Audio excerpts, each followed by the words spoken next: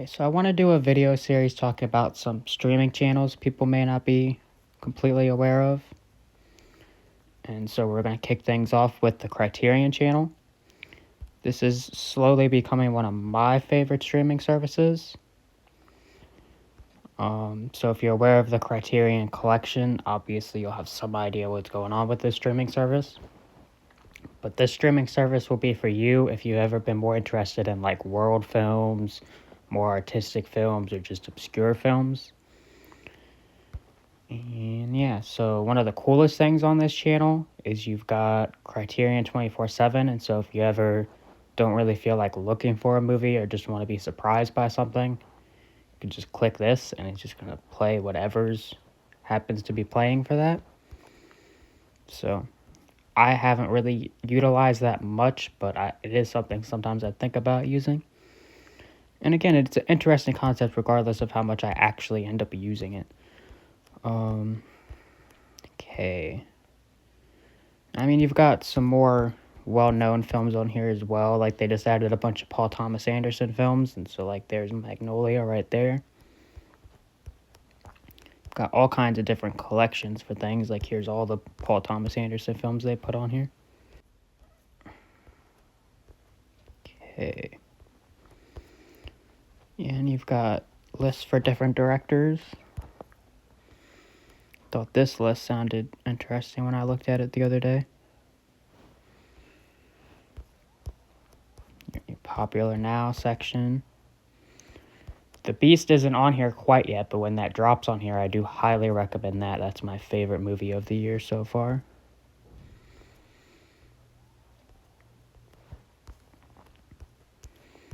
Some more collections.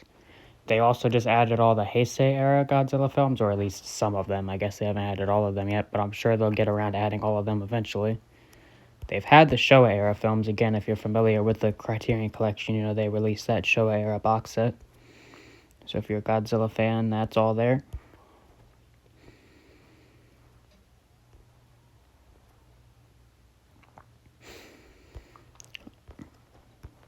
This one looks interesting and I've been thinking about. Do mean to watch that. I am going to watch this just because I want to check it out before the upcoming 4K release. Probably going to check out the Breaking Ice. Have that, haven't watched it yet.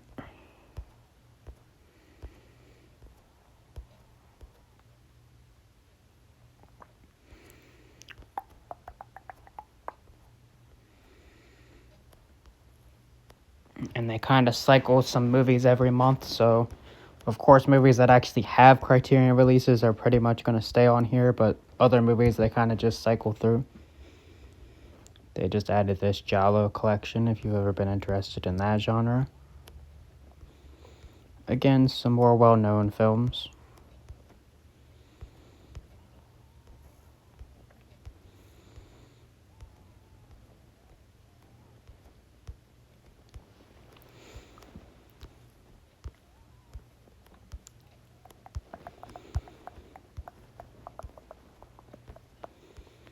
See, here's some stuff leaving this month.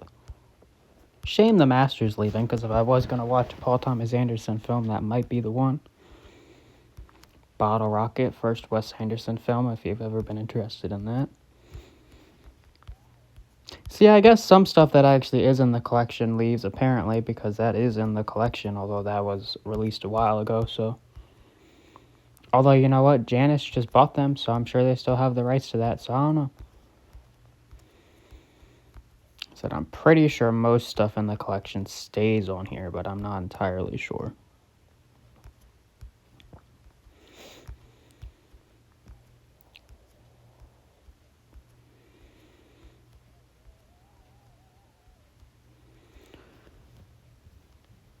If you are interested in trying this service out, a good time to do it might be in like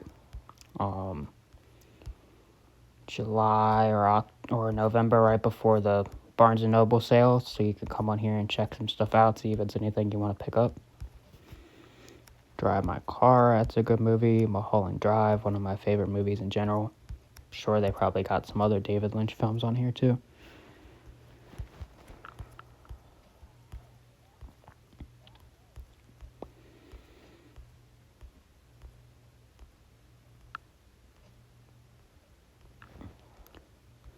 I guess I should probably point out this is an unsponsored video.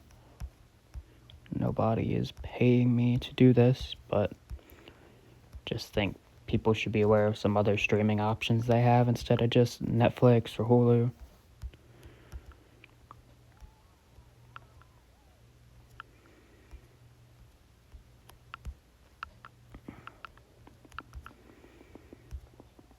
Ooh, Stalker. Got some Andrei Tarkovsky films. House, highly recommend that one. It's a Japanese horror film that's pretty interesting.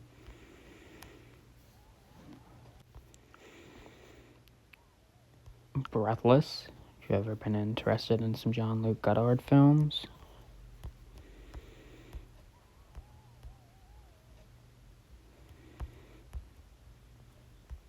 Police Story, some Jackie Chan films on here. Highly recommend Cure, that's a Japanese, I don't know if I call it a horror film, but sorta. Kind of similar to something like, man, why am I blanking?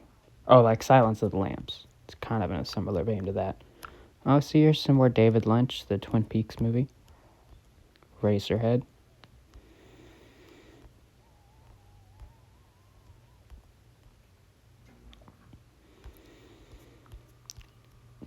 Do mean to check out some films by this director.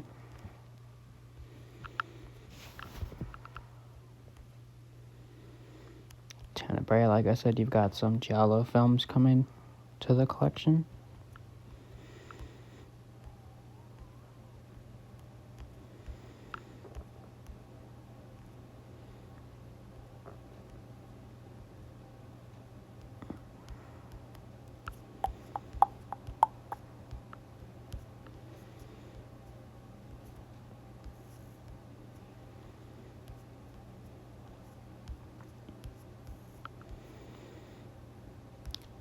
I watched this the other day and I was actually very pleasantly surprised by this.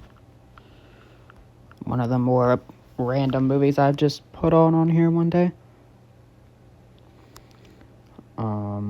Yeah, I really like this movie. Would suggest checking this out. Can definitely see how this director influences Wong Kar-wai. It's got a lot of similar things going on. Of course, you gotta check out Seven Samurai if you haven't.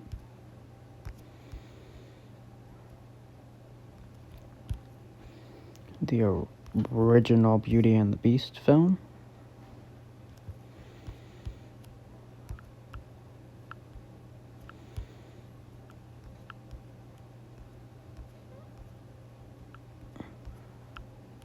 Rashomon. Bicycle Thieves.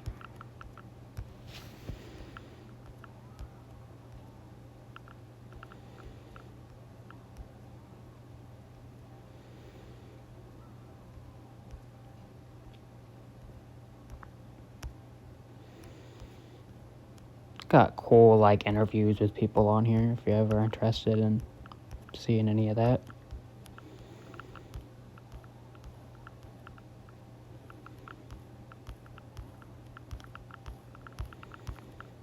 Short films. I don't know, 5 minutes or less is kind of interesting.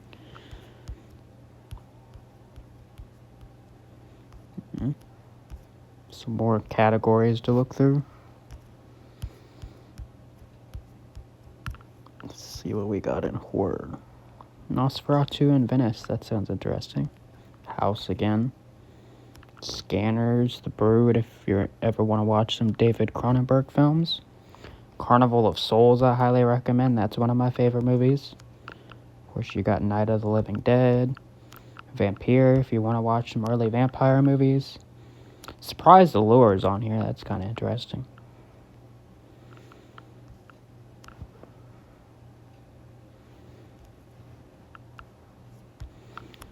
Got a Technicolor category if you want to check out some Technicolor movies. Samurai category, of course you gotta watch Seven Samurai. Yojimbo is definitely worth checking out. Throne of Blood. Lady Snowblood is a big influence on Tarantino's Kill Bill.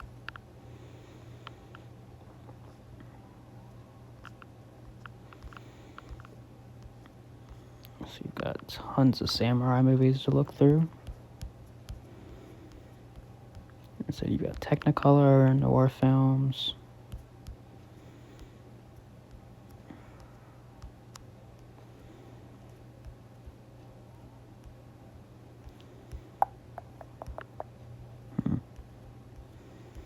Wonder how that would be a theme. Let's see what kind of films we got. Oh, okay, so not a lot, but a few movies that fit a theme.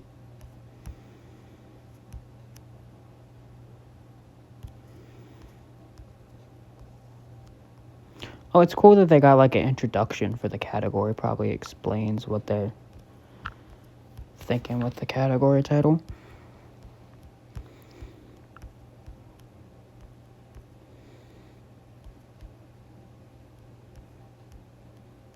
British noir, art house horror. Interesting to separate that from regular horror when again this is kind of like an art house streaming service in the first place, but okay.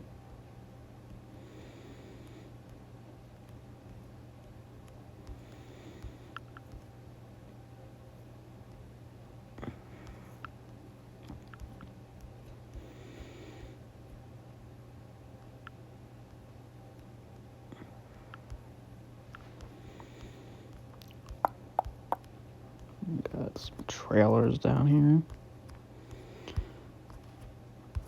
Again, I'd recommend maybe watching the one for the Beast, because I do highly recommend checking that out. And yeah, that's basically the streaming service. You can do either pay per month. I think it's $9.99 or maybe $10.99 a month. Guess it's probably $10.99 because then for a year, if you just did a year, it's $99.99.